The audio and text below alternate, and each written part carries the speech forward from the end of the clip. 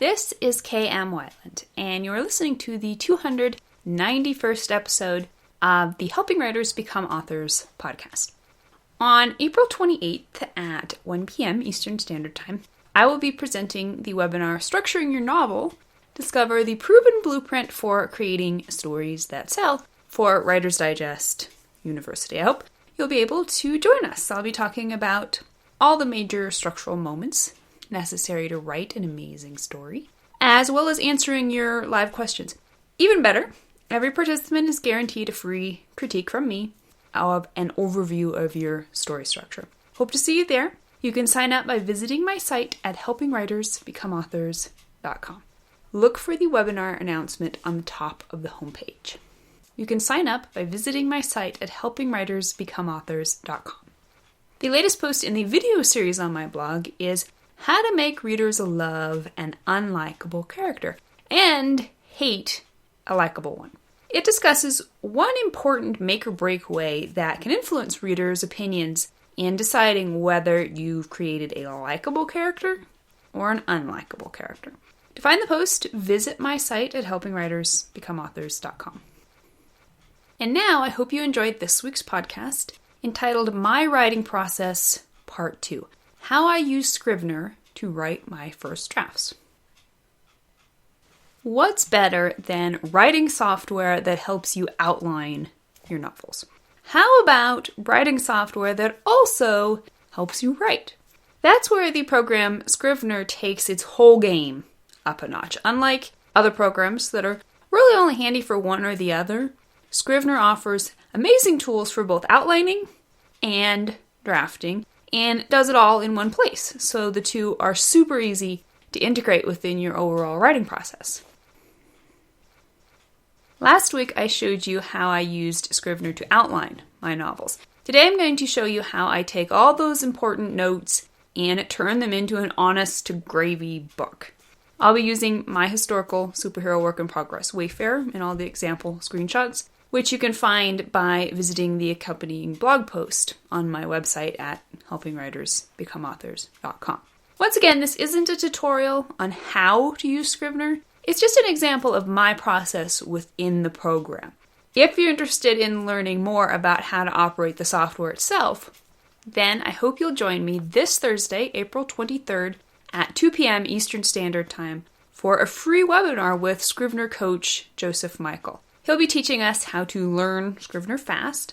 Joe is the creator of the perfectly awesome course, Learn Scrivener Fast, which I use every day while writing. He has taught me not just how to use this program, but how to take advantage of all its nifty, little-known tricks to make sure I'm getting the full value out of it.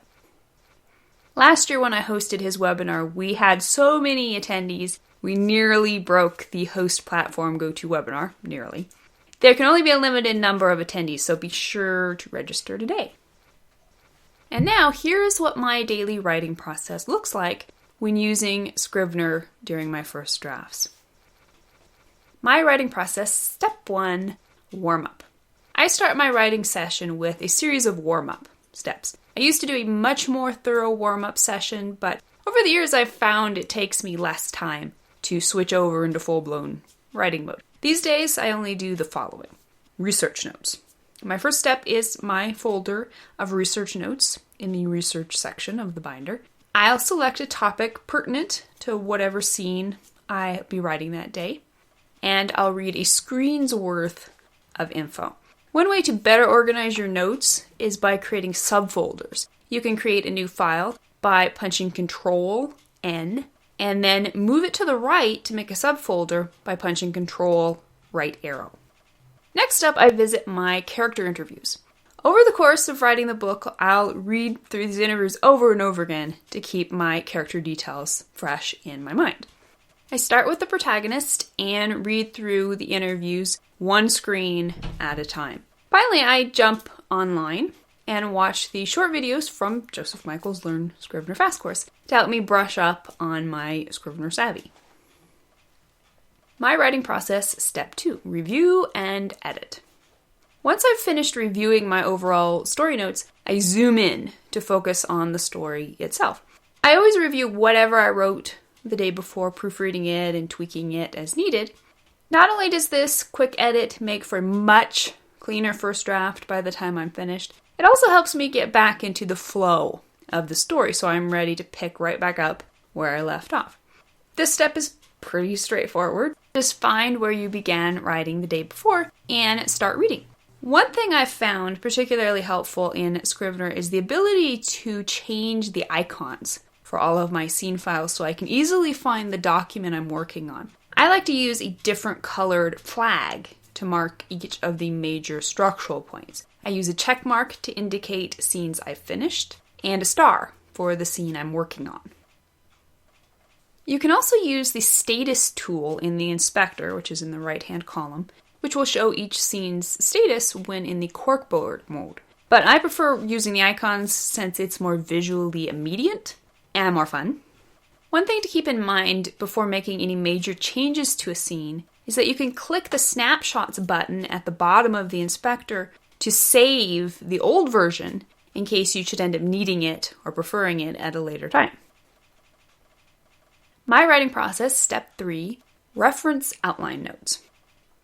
This is where I review my outline notes. I have already typed up all the notes pertinent to each scene in the document's notes section at the bottom of the inspector in the right column. So when I start writing a new scene, I read through all the notes for that scene. I then take the extra step of retyping these notes into a bulleted list in the main composition screen. Not only does this give me access to my notes when in full screen mode, which I'll talk about in a minute, but it also helps me focus on the step-by-step play of the scene so it's as fresh as possible in my mind while writing. If you're wanting to scroll through and work on more than one scene at a time, you can click on the Scrivening's View button in the main taskbar to view all contents of a folder in one continuing scrolling view rather than by clicking between files. My writing process, step 4, write. There are 2 ways I like to format Scrivener for the actual writing, both of which I use to minimize the clutter and distraction of the organization tools, the binder and the inspector. The first method is the awesome full screen mode, which provides a customizable composition screen that eliminates all distractions, including your computer's start menu and taskbar. You can change the width of your screen, the opacity of the background. If you're a Mac user, you can even add a photo background of your choice. When you move your cursor to the bottom of the screen, full screen mode will give you a handful of tools, but otherwise it's pretty Spartan. The one drawback to the full screen mode is that it can end up causing more distractions than it eliminates if you're needing to constantly reference your outline or research notes, or just a desktop dictionary or a thesaurus such as I prefer.